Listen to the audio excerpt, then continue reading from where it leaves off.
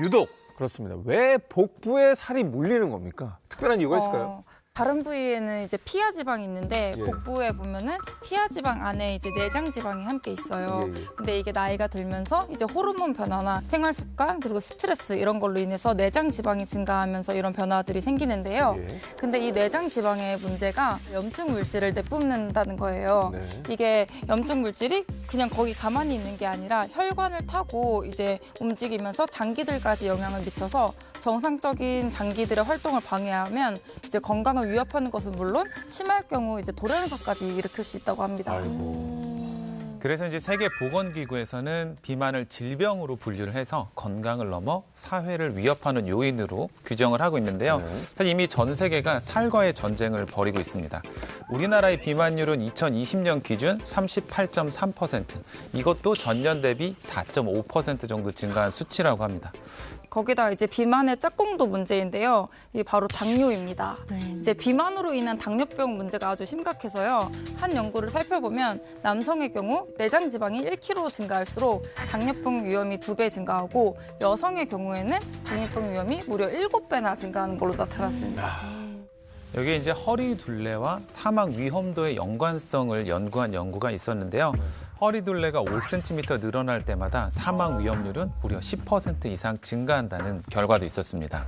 또 다른 실험에서는 허리 둘레가 95cm 이상인 여성의 경우는 70cm 미만의 여성보다 사망 위험도가 80%가 더 높았다는 연구 결과도 있습니다. 저도 요즘에 트렌드 자체가 좀 옷을 이렇게 짧죠. 짧게 입는 거잖아요. 근데 그게 중요해요. 배 내놓는 게 중요한 게 아니라 내가 좀 살아야겠네요, 그러네요. 우선은. 예.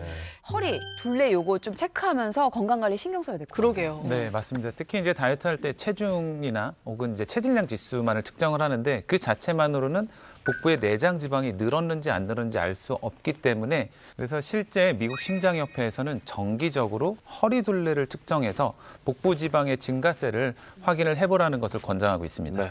앞서 얘기하신 것처럼 이 다이어트는 체중계 숫자가 아니라 내장 지방이 얼마나 있는지를 확인해야 된다는 말씀 주셨는데요. 자, 모로실이 내장 지방을 감소시키는 데도 도움이 될까요? 네, 모로실에는 별명이 하나 있는데요. 바로 내장 지방 저격수입니다. 네, 모로실을 12주간 투여한 실험에서 대조군 대비 섭취군의 복부 지방 세포의 크기가 2배 이상 감량했다고 하고요. 고지방식을 섭취한 동물에게 모로실 추출액을 12주간 섭취시킨 또 다른 실험에서는 체지방 합성 유전자가 최대 50%가량 감소한 것을 확인할 수 있었습니다. 이렇게 지방세포의 크기가 변하고 체지방 합성 유전자가 감소하면은 확실히 다이어트에 도움이 되겠네요. 네, 그 변화를 알 수 있는 실험 결과를 하나 좀 말씀을 드리려고 하는데요. 체질량 지수가 25에서 34인 남녀를 대상으로 모로실을 좀 6개월간 섭취를 시켜봤더니 참가자들의 내장 지방과 복부 지방이 14.9%, 10.8% 정도 감소한 것으로 나타났고요. 또 뱃살이 감소한 만큼 허리 둘레 역시 약 3.5cm가 줄어든 것을 확인할 수 있었다고 합니다. 자, 이쯤에서 제가 한 가지 좀 걱정이 되는 게 다이어트를 하다 보면은 체지방만 빠지는 게 아니라 사실 근육까지 함께 맞아요. 손실되는 경우가 굉장히 많거든요. 여기서 중요한 게 근육은 지키면서 체지방만 쏙 좀 뺄 수 있는 이런 좋은 방법은 없는 건지. 네, 말씀하신 대로 체중 감량을 할 때 이제 지방과 함께 근육이 빠지면 다이어트에 성공한다고 하더라도 탄탄한 몸을 만들기가 어렵잖아요. 네. 그런데 모로실은 체지방 합성 유전자를 억제해서 지방을 집중 공략하기 때문에 근손실을 방지하면서 균형 잡힌 몸을 유지하는 걸 도와줄 수 있습니다. 어허.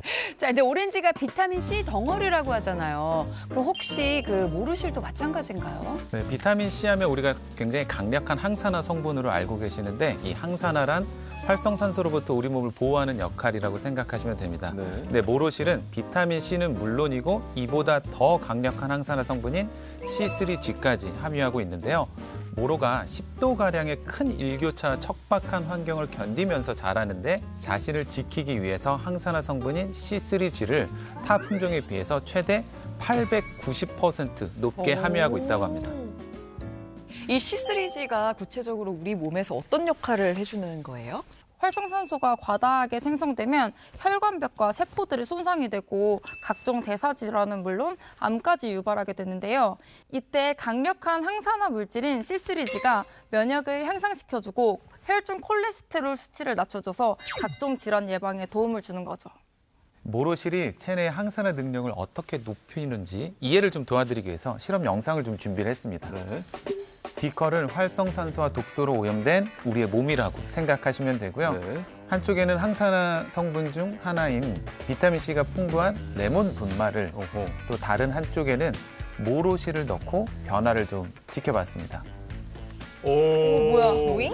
너무 신기하다. 이 레몬 분말을 넣은 쪽은 큰 변화가 없었지만 모로실을 넣은 쪽은 투명하게 변한 걸 확인할 수 있는데요. 모로실의 항산화력이 비타민 C보다 최대 370%가량 높기 때문에 가능하다고 볼 수 있는데, 모로실 속의 강력한 항산화 성분인 C3G가 체내에서 활성산소를 제거해서 건강한 몸을 만드는 데 도움을 줄 수 있다 생각하시면 되겠습니다. 네. 이거 우리가 진짜- 보통 비타민C의 대명사는 레몬으로 알고 있었는데 네네. 그거보다 더 세요. 그러니까요. 정말 이렇게 비커가 깨끗해지는 게 이 몸속에서도 활성산소를 이렇게 깨끗하게 지워주면 뭐 미나 씨뿐만 아니라 어머니께도 너무 좋겠어요. 이 모로실에 함유된 C3G 성분은 인슐린 저항성을 낮추고 당뇨병 개선에도 도움을 줄 수 있습니다. 실제로 당뇨병을 가진 비만 쥐에게 모로실을 섭취시켰더니 대조군 대비 공복 혈당과 인슐린 저항성이 감소됐다는 연구 결과도 있습니다.